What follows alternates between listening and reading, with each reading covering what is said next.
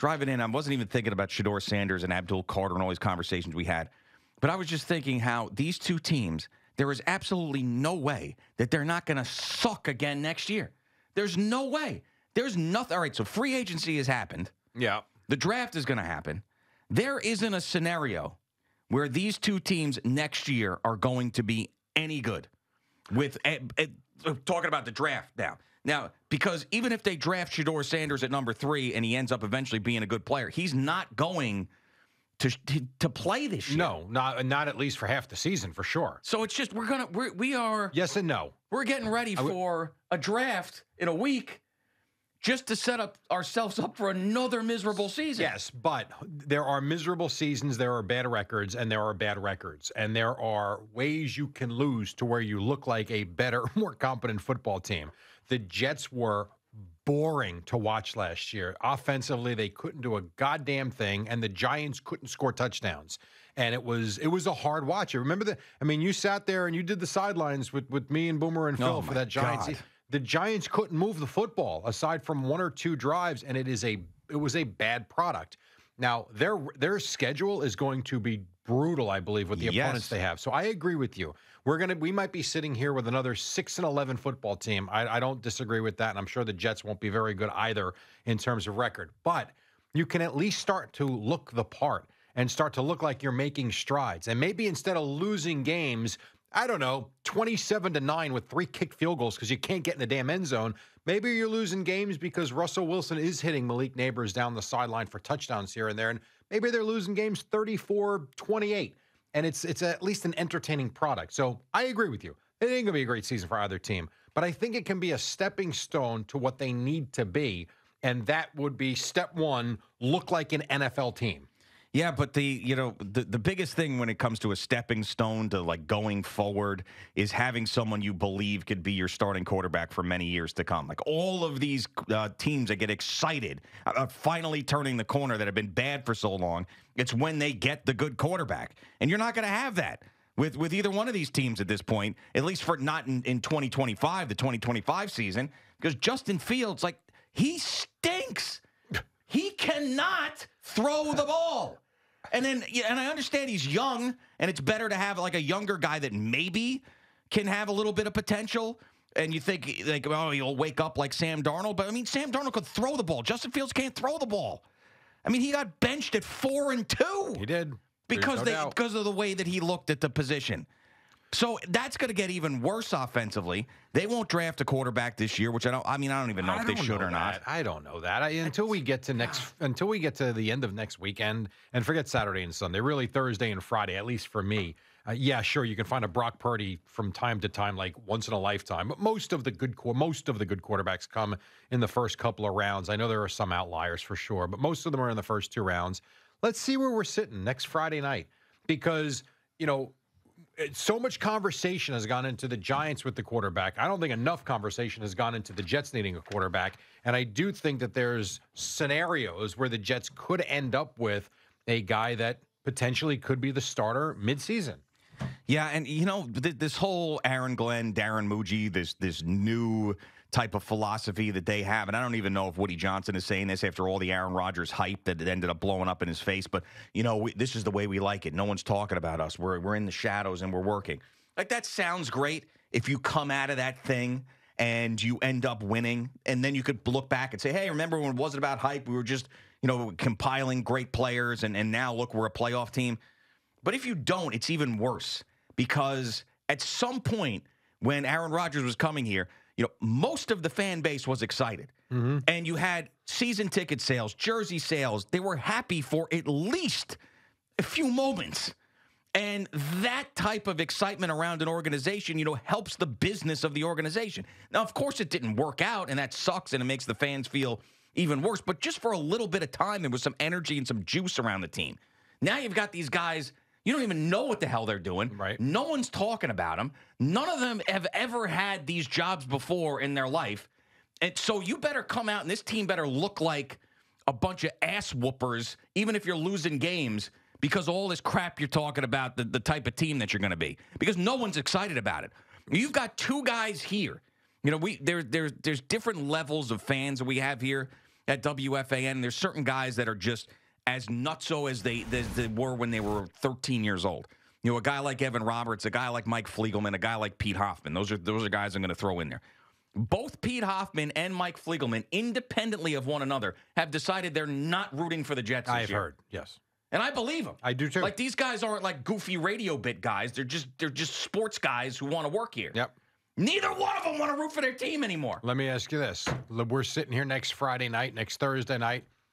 Let's say Shedeur Sanders falls to 7. The Jets take him. Is there now not an excitement around that team? Yeah, there is, but they're not going to take him. I am fully convinced that they're not going to take Shedeur Sanders. This is what I don't understand. Why? Here's why. Because, one, they're just, no matter who walks in that building, they're all idiots.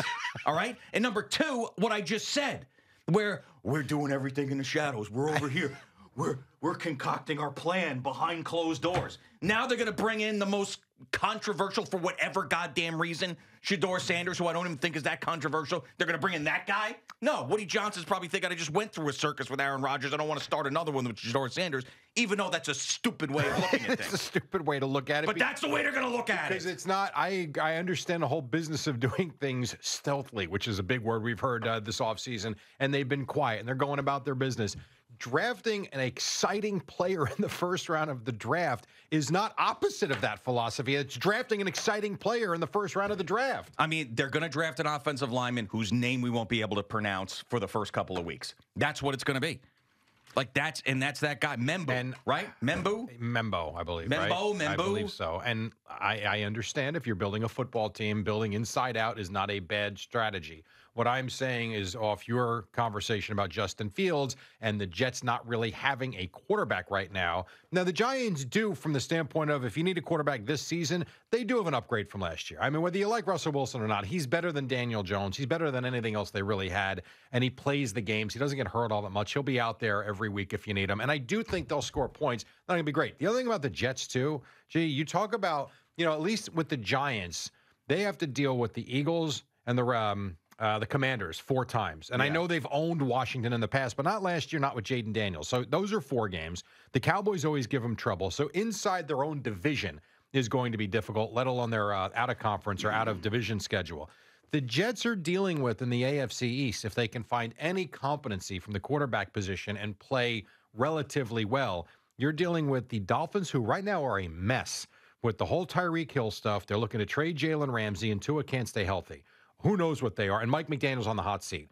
You've got the Patriots, who, I don't know, are they going to be anything this year? I don't think so. But who knows? Probably another year away. So if you're a Jet fan, if you got, and I agree with you, they'll probably take an offensive lineman. But if you ended up with someone that you believe can be the quarterback of the future for this team in a division that is not like the NFC East, I think there's hope for the Jets. Quietly or not, I think there's hope for the Jets. I hope that they could potentially make the playoffs. How about just be a good football team, and we'll see where that lends us in December. Does that mean the playoffs? I don't know. Sometimes you can go 10-7 and not make the playoffs. Yeah, one of the things that Robert Saleh got crushed or didn't get crushed for enough was early on in his career, and this would rear its ugly head later in his career too. He looked completely overmatched by other coaches in the first half of games. It's like the other coach knew exactly how to exploit the Jets, and he had no idea how to combat that, and the team just wasn't prepared. And a lot of that was because he was a first-time head coach. So, I'm expecting a lot of that from Aaron Glenn as well. God, I hope not. I mean, that's what I'm expecting because it takes some time.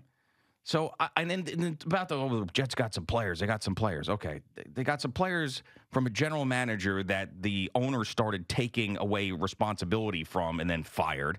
And also, these guys haven't been the same since their rookie year. Like Sauce Gardner and Garrett Wilson. Are those guys really that good? Is the Jets defense stocked with talent? We sat here all last year and talked about how overrated they were. Yeah, because there were certainly some games, even though the offense wasn't doing enough, or I shouldn't say that. They weren't doing a lot. They were doing enough to put them in position to win games, and the defense didn't get stops. I mean, it's just insane. If you talk to anybody in any other football market and you ask their opinion of the Jets and Giants making the playoffs, they'll laugh in your face. But we sit here because we, dissect every single position in and out, try to find a way to make them look relevant, or maybe they could win, but it's just they're neither one of them are going to be any good. See, I don't have that. I don't have that expectation. My expectation of both of these teams is to look like NFL teams this year. That's my expectation. And hopefully this is part one of I don't know if rebuild is the right way, but their way back to relevancy in the league. Because I'm with you. I don't want to sit here in September and have the Jets and the Giants be a combined 1-7 and struggle to score and be boring doing it as well. I mean, just think about if they don't draft a quarterback, the Giants, and they could be somewhere later. Like I said, I really like the idea of sitting Jalen Milroe and really working with him, and then seeing what he has maybe a year later. But that would be exciting the way he plays football. But if they don't draft a quarterback, and it's Russell Wilson, who's old and deteriorated through the course of the season last year, Jameis Winston, who is basically a walking meme at this point, and Tommy DeVito, who is, a fan favorite, but he's still Tommy DeVito, and him actually winning games cost them Jaden Daniels, which is crazy. But anyway, those are the three guys you have, and you're 1-7. I mean, just think about that. I don't see any zero future. I don't see